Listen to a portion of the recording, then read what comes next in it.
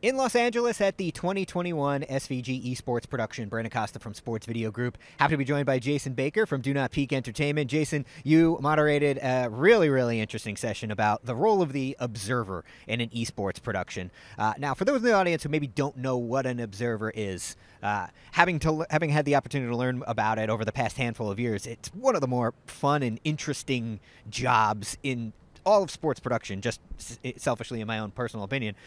So what does an observer do, and why are they such a critical part of the esports production?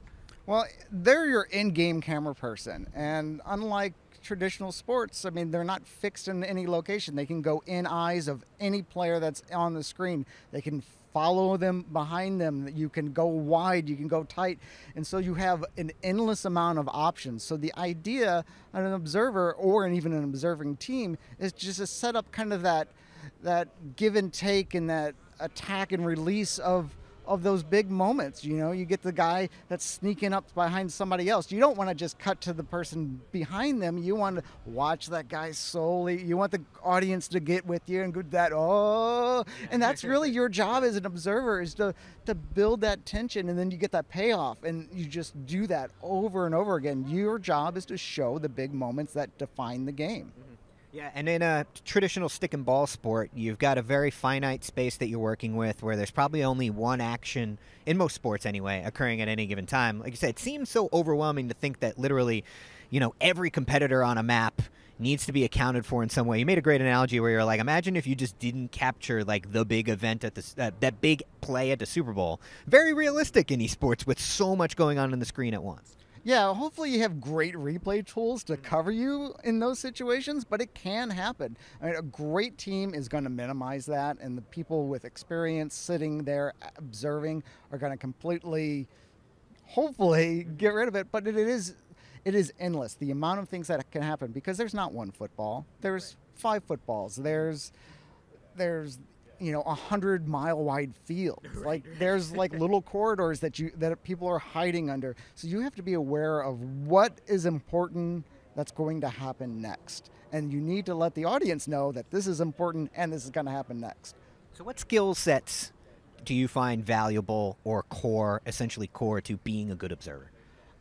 I think really understanding the game at a fundamental level, because so you don't know what's going to happen week to week. One of the things I did say was, imagine you're recording a football game and they threw the pass for the first time and nobody had thrown a pass. In esports, it happens all the time. Every time there's a new patch, the game is played completely differently. And so as an observer team, if you're lucky, you can practice, but a lot of times you are just going with your own personal knowledge. And not even just the game, the individual players. Some players, it's like, oh, well, this guy just has the worst weapon in the game. What can they do with it? Well, this particular player always delivers. So you need to know that this player is the person that you need to be on. And your whole observing team and production team need to be on the same page of understanding the nuances of the game. Okay. Let's zoom out really big picture now. Just put on your general, been working in the esports industry for a while, hat on. When you look ahead to 2022, one, what goes through your mind when you think about how this industry responded to getting back on air during the pandemic? And what are you most looking forward to in 2022? You know, the industry responded exactly how I knew it would. We had been doing online events since 2004, right. 2003, if you want to count radio events. Like I did online radio, I really did.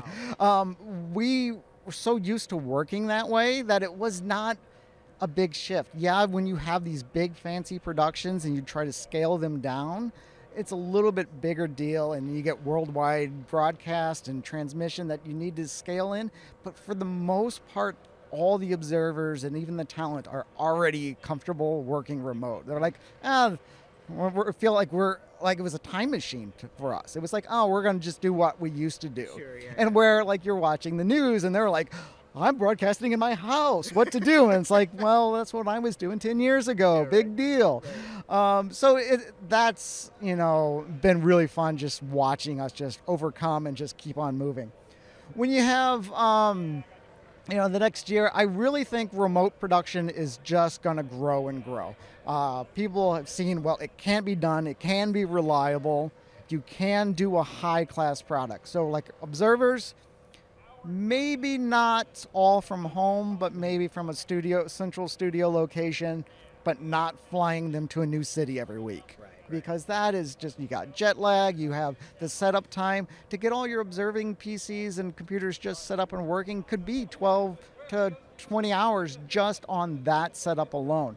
And then all the tech tests and all that. And now you're exhausted walking into your show, which is 12 to 16 hours every day. When you have a studio set up where everything's already set up, you're just rolling into the office and you're doing your 16-hour day and you're just getting with it. I think even like the production desks or even some interviewers and stuff, you don't need to send somebody to China because there's an event in China. You can have a remote English-speaking desk and an office in Arizona, Bitfire Studios. Ooh, all right. See, you could be there and you can make your backdrop look like anything. Between LED, XR, green screen, which too much on green screen anymore, but the newer technologies just put you into the environment. You put you put a camera in the corner of the stadium overlooking, and that's your backdrop. The audience doesn't have to know that the people aren't even in the stadium. Sure. All right, well, really intriguing panel, Jason. We really appreciate you being here, sharing your expertise with the audience, and thanks so much for your support of what we do. Thank you. All right, for more of everything going on here at the Esports Production Summit, and to also sign up and get the on-demand version of the panel that Jason moderated, you can head on over to the site at sportsvideo.org.